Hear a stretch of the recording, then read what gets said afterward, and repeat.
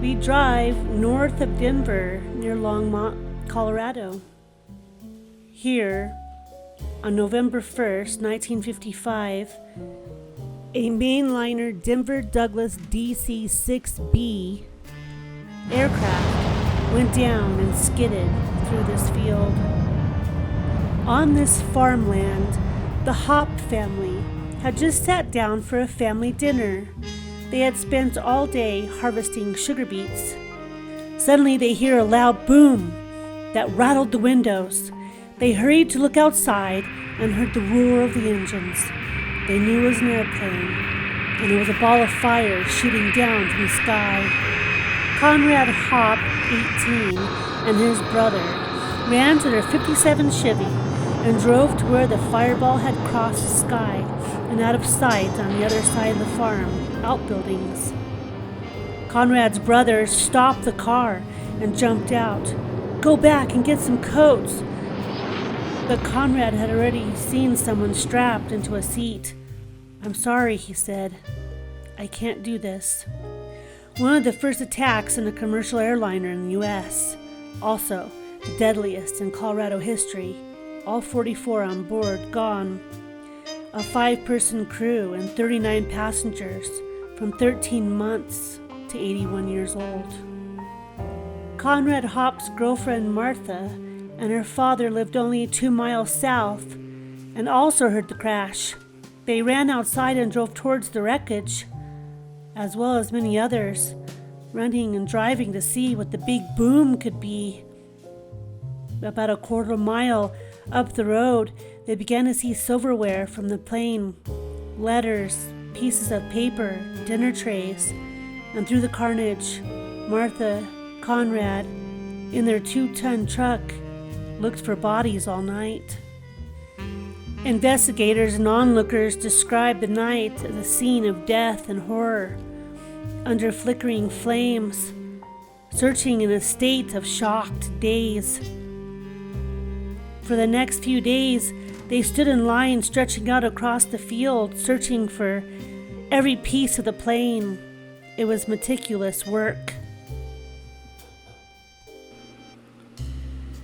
The wreckage was taken to a warehouse at the then Stapleton Airport, where investigators could reconstruct the body of the plane around a frame of chicken wire pieced together, hundreds of scraps of the disintegrated aircraft. Within hours of the crash, it was clear that the explosion of such great intensity wasn't a malfunctioning airplane, but a dynamite-type blast in compartment 4, the cargo hold, whereas the investigation turned criminal.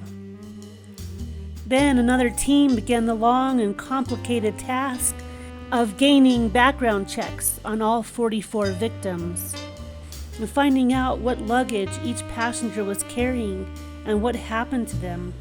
The luggage most destroyed was that of a Miss Daisy E. King, a 54-year-old woman from Denver. She had personal letters, a checkbook, $1,000 in traveler's checks, an address list, 2 keys for safe deposit boxes, newspaper clippings about her family, including her 23-year-old son, John Jack Gilbert Graham.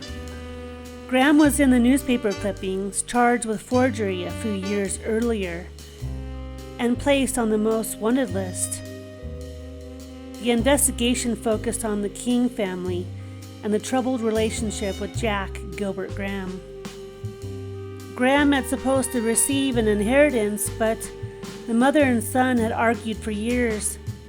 Jack had left home at 16, living with other family members, where later he had returned to run his mother's drive-in restaurant, and Graham ran it for a time. But they still fought like cats and dogs and possible embezzling money from the business.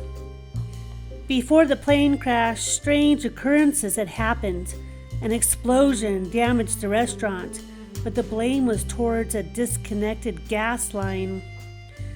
Their truck stalled on railroad tracks and got hit by a train, but Jack said it was due to bad luck. When Jack was questioned about his mother's trip to see his sister in Alaska, claiming not to know what she packed except for a shotgun and ammo for hunting caribou.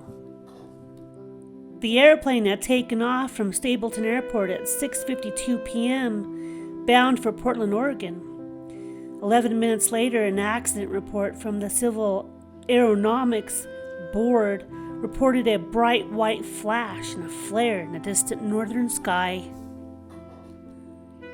The Flight 629 had been the only flight to not respond to air traffic controllers. Jack Graham's wife, Gloria, was interviewed. They were married in 1953 and had 2 young children, living in Lakewood, Colorado, shared with Jack's mother for around a year. Graham was planning on giving his mother a Christmas gift, Gloria explained, believed to be a set of small tools. He carried it in the house and to the basement where his mother, Daisy, was packing for her trip. After finishing packing, the family all got loaded into the 1951 Plymouth and headed to the airport. After the investigators interviewed Gloria and Jack the next day, they called them back in for more questioning.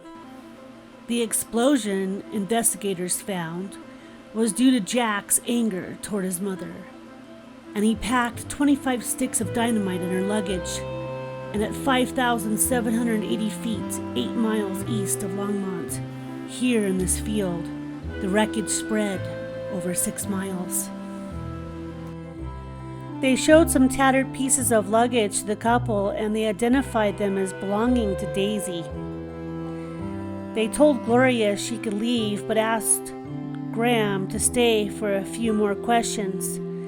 They asked him about the tool set and why he hadn't mentioned it before Gloria had.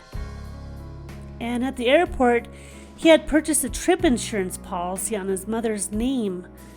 Why he had become sick after her plane took off. This was enough to consider him a suspect. Investigators found copper wire, similarly used for a destination wire cap, the trip insurance policy on his mother, and he offered to take a polygraph test. Then he admitted to causing the explosion of the drive-in restaurant, leaving his Chevy truck on the railroad tracks. Soon, he also admitted to the explosion of the plane and how he did it. He even paid $27 for the overweight luggage.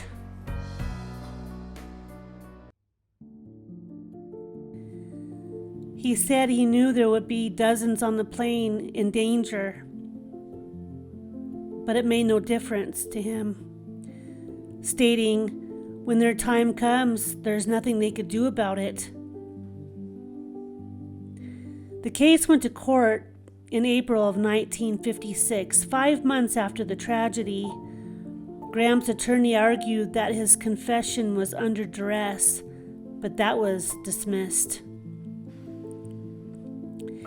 He was charged with causing all those on board's death.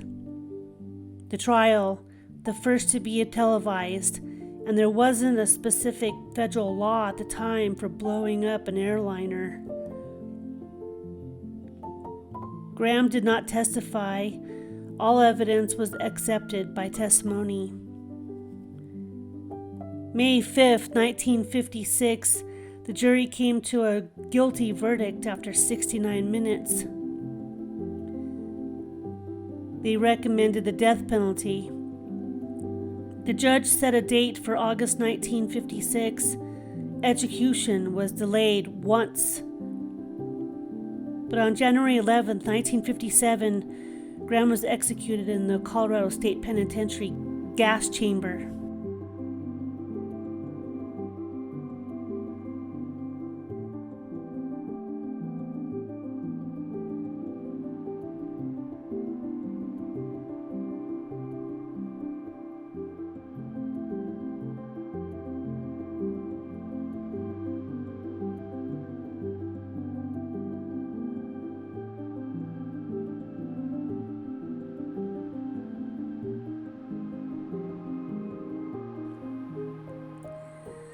The Hop family continued to find parts of the aircraft in their field. One of their cows died with metal parts found in its stomach, spots where the alfalfa wouldn't grow back, pens, eyeglasses, small personal effects from passengers buried in the dirt, the 2 airplane engines buried in the ground for several years. The Hop brothers said they heard ghosts. They didn't water the ground at night. They still can see in their mind the wreckage, the bodies, the deep trench of the downed craft. Soon neighborhoods will take over the farmland. Will those people living in those subdivisions know what happened on the land? The Hop family asked themselves.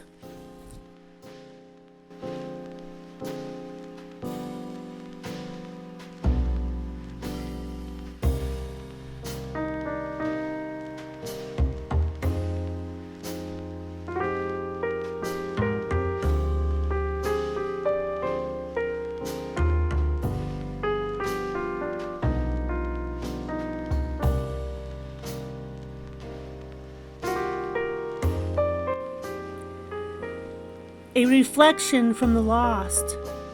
These beautiful people of the world. As in our own family, we lose loved ones. We shed a tear for them, for we love them dearly. We do even now. We see them in our dreams and intentions. Speak to them. Say hello every day. Ask for advice, forgiveness. And the life we lead shall shine. When those who might wonder how to get back to a place of love, sit amongst those who have gone before. Sit in peace, longer than a few moments. Say hello. Don't forget to breathe. Come away from the technology, back to patience, virtue, and compassion, to find again what is truth, what is life. This is life.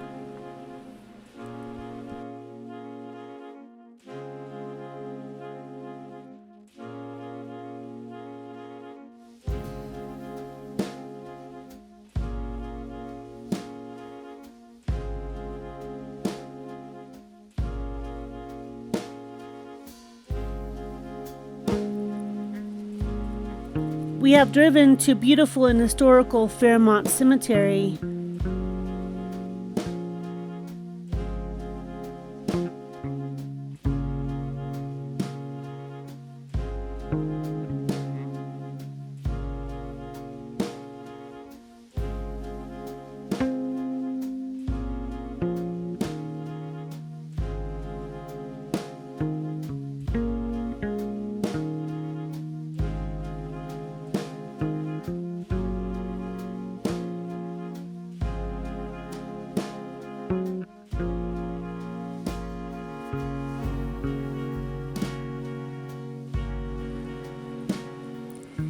A journey to visit and pay our respects to Daisy E. King, March 9th, 1902 to November 1st, 1955, and her family grave.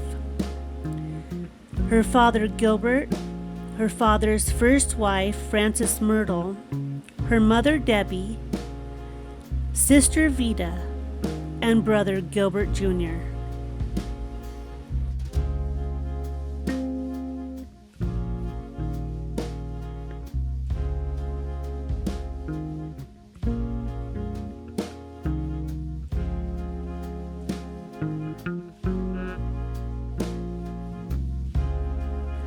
I always put a few offerings on the graves and sit for a few moments to speak to them and reflect on peace, love, and light.